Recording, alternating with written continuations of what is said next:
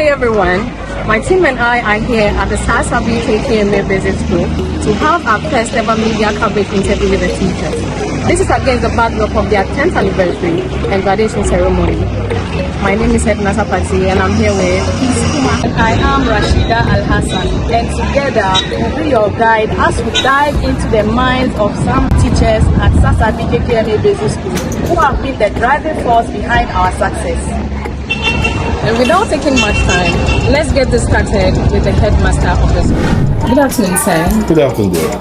So we are the media team of Saasabi K.K.M.A. Okay. And against the backdrop of the 10th anniversary and graduation ceremony, we are here to ask you some few questions, just chit chat. So before we get started, or we delve into the questions, kindly introduce yourself and the position in the school. All right, thank you for the opportunity, and let me also welcome you. This is Saasabi K.K.M.A Basic School, and I'm the head teacher of the school. Okay. My name is Mr. Asmanti David, and this is my second year being in the school. I took over from my predecessor in the person of Madam Salina Oben Mensa, who is now transferred to, or who is now reposted or reassigned to K.K.M.A JHS. Saasabi is a basic school, and by basic school I mean to say we have our classes from preschool, which is KG, through primary school up to JHS. So in brief, this is who we are, and it's a public school too, and that KKMA Municipal Assembly. Okay, so our next question or conversation is going to be you giving us a brief history about Saasabi, when it started and where you are so far. Okay, so Saasabi, by its name, is Saasabi K.K.M.A Community Basic School. Meaning it started as a community school before it was being enrolled under the Ghana Education Service. By its inception, it's actually started from the year 2000, and that should be about 23 years ago. 2000? Yes, we are now in 2023, so that will be 23 years ago. And it started as a community school. Then at the time, by the 31st Women December movement, and they were actually into Gari processing. Okay. So the women in the Saasabi community, which was New Saasabi, were processing Gari and trading it as a means of livelihood. So in the wisdom of the women at the time, decided to start a school so that when they come, they will have their kids enrolled in the school, and they will have the opportunity to engage in their day-to-day activities. So the 31st women at the time had a structure, or let me say a building, that they were meeting for their meetings and activities. So that structure was what was used to start a community school. Okay. So the kids at the time were just few, and they hired the services of community teachers or community assistant teachers, and they themselves from their own individual contributions paid these women to cater for their children. So it's lasted for a period of 3 years up to 2002, and the school collapsed. So after 2002, there was no school for these kids again. So they had to resort to going to other neighboring schools, Oyibi, Sediase, and Mauleshi.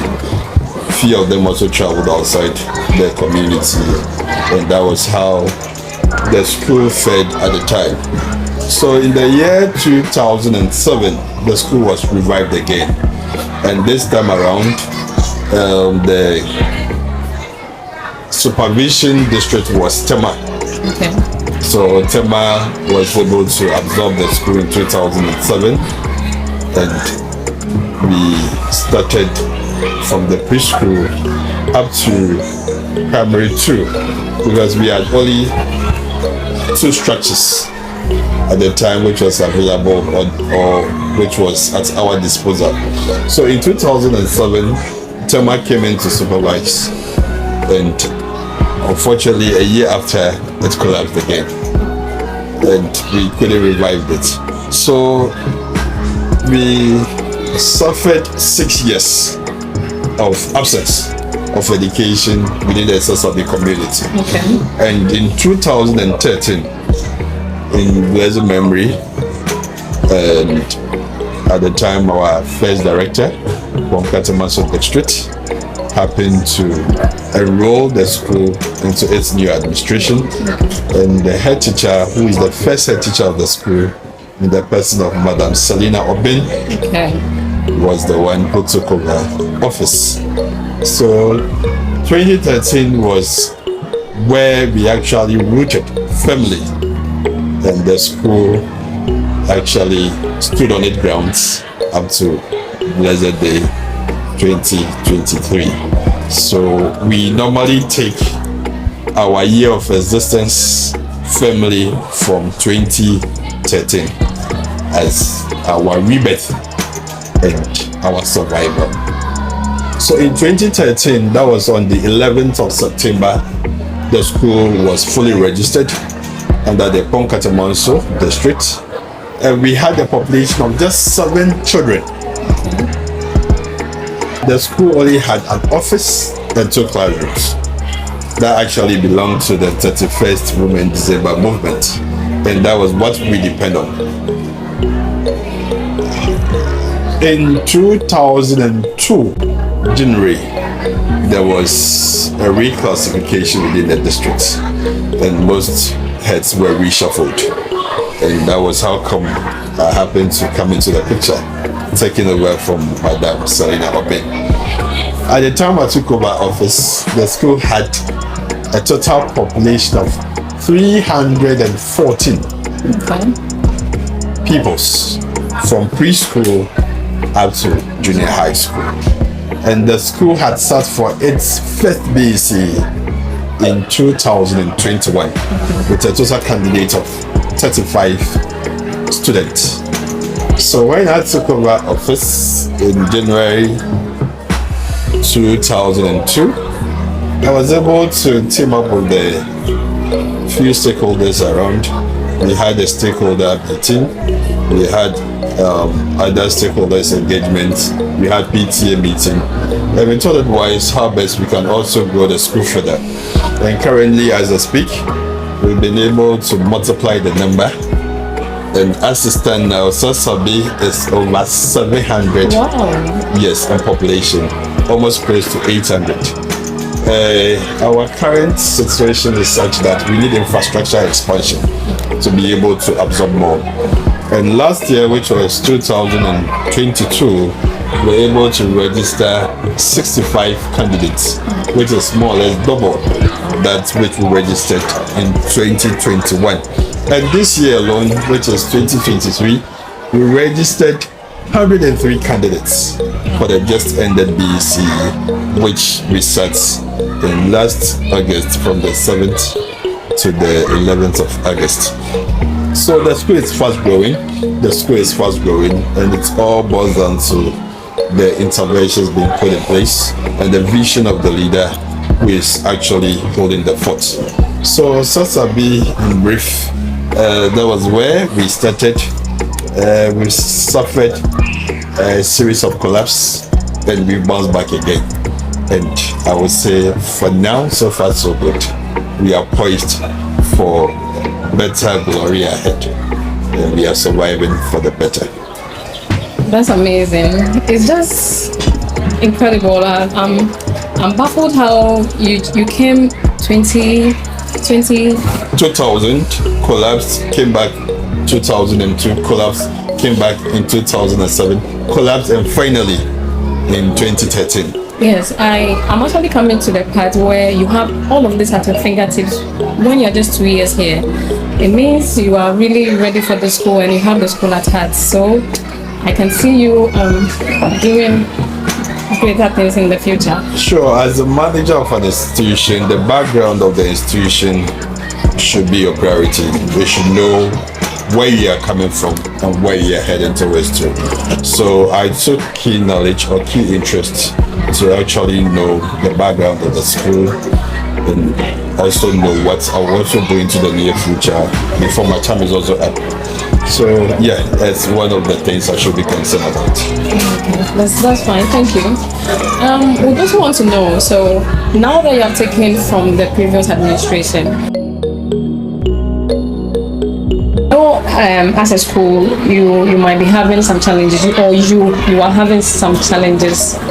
So we want to know, are there any challenges, and also what strategies do you have in mind or in place to curb them? Yeah, so as a school, definitely we'll have challenges. Yeah. Currently, as I said, Saasabi is fast growing in terms of numbers, and we need some additional classrooms to contain the numbers. Currently, I would say at the JHS level, the class is running about 60, which is above the average class size. Okay. We have classes that are even populated above 70, 80 in a class for a teacher is too much. So we have to decongest, and in so doing, we need additional classrooms to be able to do that. And we also have more people who are coming in. Because of our numbers, we cannot admit. So we are looking at the situation whereby if we have additional classrooms, then we can also be able to admit the new entrants and also decongest the already available numbers. Aside that too, we have challenge with urinal or sanitation. Okay. Currently, the urinal available is not in the best of shape, but as it stands now, we can only but manage it. And our teachers hardly use it because Saasabi is female populated staff. Yeah. We are a total of 18, and out of the 18, we have just 2 male and the rest are female.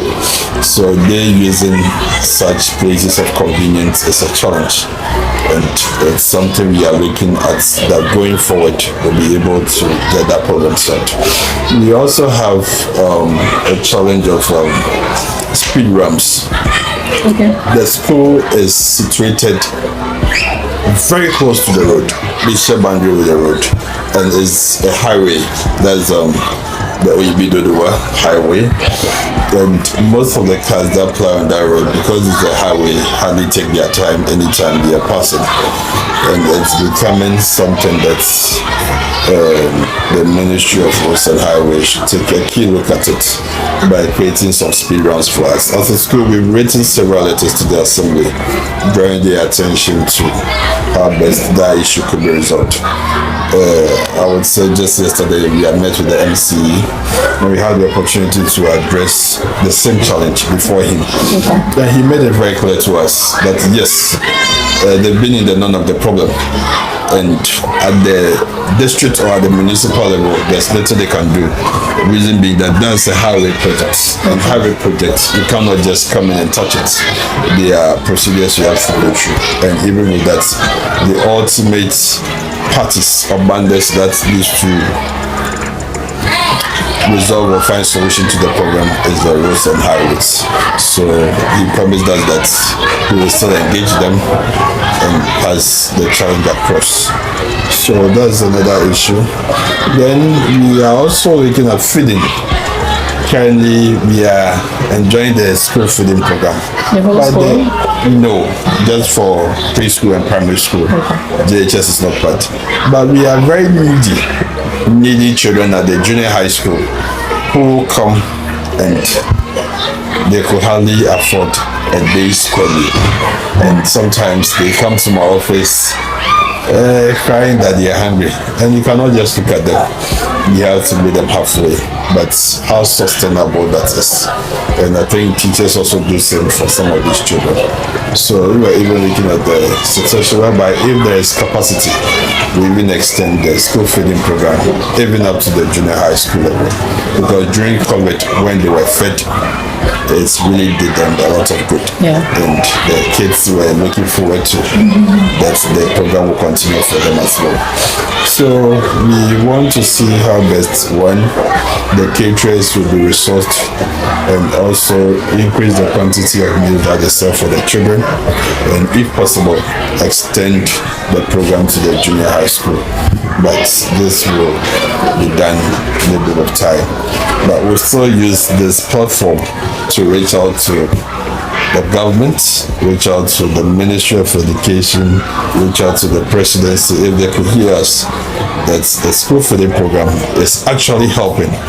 And it's helping in punctuality, it's helping in attendance, and for that matter, it's something that it should be sustained and all the concerns being addressed. As a school, we are also lacking some teaching and learning material, and we are fast growing into the age of digitization, and for that matter, ICT is a must. Currently, ICT is part of our core subjects we are supposed to teach, and we don't have the tools, we don't have the ICT tools in order to achieve our aim. So our vision as a school going forward, we are planning that Autos Bendico will be able to raise an ICT lab, furnish it, and make sure we equip it with enough computers so that these children could also have the opportunity to have the practical aspects of all that they learn in the classroom. They can engage themselves with the computers, they can have that manipulating section, and building up their knowledge from that perspective will do them a lot of good. So basically, this is where we find ourselves. Okay, thank you. Our final question before you say a word to your teachers, students, and viewers is about the anniversary day. And I think before we even look at the anniversary, I think there are a few interventions the school has done regarding its challenges. On the side of infrastructure, I would say the PA has done so well. So the school in consultation with PA, we've been able to raise a 3-unit pavilion classroom block, which later you can take a look at. And this was purely a PA initiative. And this was even done previously during my predecessor, Madam Salina Obin. But when I also took over office, the primary school block only had structure ending at basic 5. Basic 6 wasn't having a classroom. So they were using the Presby Church, that's their Sunday school block, as a place of instruction, and which was very far from the 4 walls of the school. So supervision at that end was also a challenge because the children and the teacher were segregated at that far end. So I took it up on myself that before the year ends, we'll be able to raise up something. And God being on our side, the school with PA and a few other consultations, we were able to raise up a pavilion structure and a staff common room to also accommodate the teachers. And we also had problem with furniture. We didn't have enough furniture because of the numbers, and we were also able to produce some additional furnitures with the effort of PA. So basically, the PA is doing so well in terms of trying to meet the school at the infrastructure situation, and also a few teaching and learning materials. The government of Ghana, GOG, is also supplying materials to the school through the Ministry of Education, through the Municipal Education Office, and these materials also come to us. So we have books that we receive, and these books are being distributed to the teachers so that they can also meet with the new trend of curriculum review. Currently, we are looking at a new curriculum and as such, teachers were crying for new books that suit the changes. So I think some books has also been received. But the unfortunate aspect is the junior high school hasn't received or seen much of some of these materials, and that is what we are also still appealing. But if we could also have enough textbooks for the junior high school, just as we are receiving for the primary school, but we are told it's in budget, so by and by we'll get that one. All right, thank you. I hope the interventions and the aids come so we build the school, or the school is built in due time. You are 10 years, and when is it happening, and are there any special guests coming? And yes, how are you prepared for So I would say hip hip hip hooray. Saasabi will be 10 years coming September, and the anniversary will be held on the 12th of September. Okay. And it's going to be very big, because looking at our history, our story, how far we have suffered and how far we've come, this 10th anniversary is something that is very dear to us. So yes, the anniversary is coming on, and we have few influential people we are looking forward to grace the occasion with us. As I said, the genesis of the school began with the 31st December Women Movement. And when we hear the name 31st December, there is a principal name that comes into mind, and that is Her Excellency Nana Konegu Ajaman. Yes.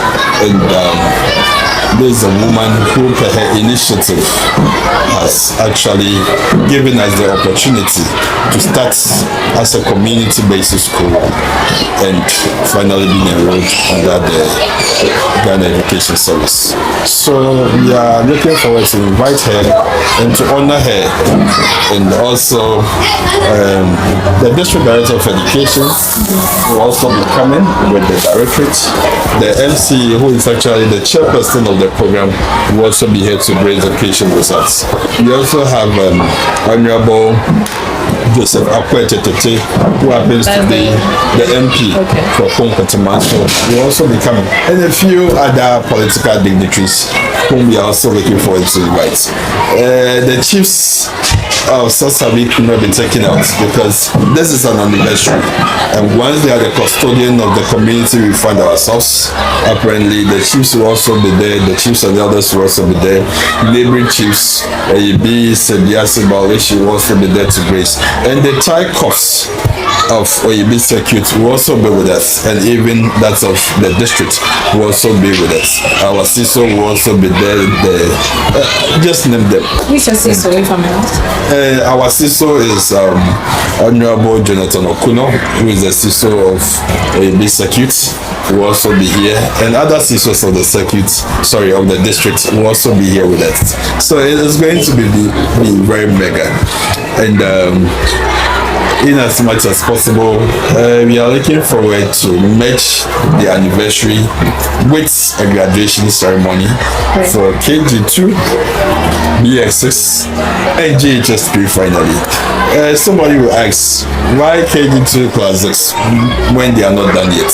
But yes, KG2 is the beginning of preschool, and the child has completed preschool. So the child needs to be celebrated, because somebody can even boast that, yeah, I went to KG and it's a plus for them. So in as much as possible, we want to motivate them to improve further. That's not the end of it, but congratulations for being able to go through this level, but there's another level ahead, and that's of the primary school child has also graduated from primary school and is going to the junior high school, so we have to also celebrate them as well. And finally, our graduate mates who completed junior high school will also come in and we'll celebrate it. So it's going to be a 2-in-1 program or a 2-in-1 ceremony, and it's will be very spectacular, and we are inviting everybody to come on board. Yes. Thank you very much. So we look forward to this big day, September 12th. Sure. Okay, so we will say we have a very interesting conversation with you, very insightful information. But before we leave you, we would like you to give your final words. So any words you have for your teachers, the general public, and your students. Okay, so to my teachers, I would say Ayuko, and a big thank you to them. I've enjoyed the best of support from them, though they are mostly women, but they have dedicated a great sense of a commitment, and they deserve that. To my students, I wish them well. They should still not give up. The sky is always our limit, and there's much to be done. So to the general public, this is a public school, and we run at the mercy of the government, we run at the mercy of the citizen. So anybody out there who has enough should also come on board and bless us with their resources. We need them. Some of these kids do not even have writing materials, and I think we should have a few philanthropists coming on board to support us. We can get books, pencils, and other stationery materials for them. And we also look up to the general public to also come and help us. Our vision in celebrating our 10th anniversary is to be able to raise funding to set up an ICT lab. So we are calling on the general public to also come to our aid and also assist us on how best we could be able to raise an ICT lab, furnish it and equip it with the right and needed equipment, computers and other. Behind all this project is we want these kids to have the basic skills that even after school they can be useful for their own lives. It's very pathetic when you see a child completing junior high school and there's nothing he can do. But we believe that with the coming in of ICT, there are so many things that they can do. You know, ICT has the office applications. One of them is Microsoft Publisher. That they can design so many publication works, which they can make money out of it. And I think this is something that we can start from here. And as a school, once we get the right equipment, the teachers are there to deliver. So the general public should come to our aid, assist us, and ensure that we also contribute to our quota in ensuring the welfare and well-being of our kids. Thank you very much. Thank you too. God bless you. So we'll extend our invitation to you at the top of September. We'll be looking forward to see you and your team to come grace the mega occasion. We are going to be here live, and you also take coverage and show to the world what we also have as a community. Thank you for coming, and I say Ayuko to your team. Thank you too, and congratulations, happy 10th year.